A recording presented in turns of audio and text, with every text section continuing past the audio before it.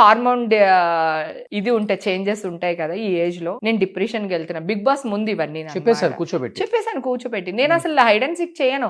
నేను నీతో కూడా ఏదైనా ఉంటే 99.9% నిజం చెప్పేస్తాను. ఆ 0.1% అబద్ధం చెప్పను. నువ్వు చెప్తే హట్ అవుతా అని చెప్పను, అంతే. ఆ 0.1% ఏం చెప్పారు ఎక్కడైనా హస్బెండ్ కి సరే పాపని కూర్చోబెట్టి?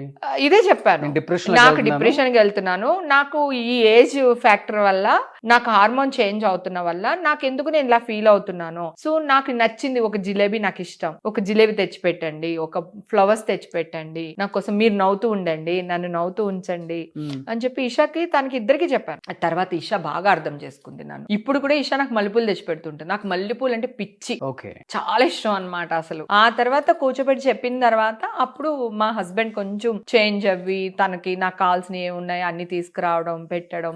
అలాగే ఈషా కూడా ఇప్పుడు అర్థం చేసుకుని, అమ్మ ఈ కూర బాగుంది, థ్యాంక్స్ అమ్మ అనడం, పువ్వులు తెచ్చి పెట్టడం, నాకు జిలేబీ ఇష్టం అని చెప్పి జిలేబీ తెచ్చి పెట్టడం.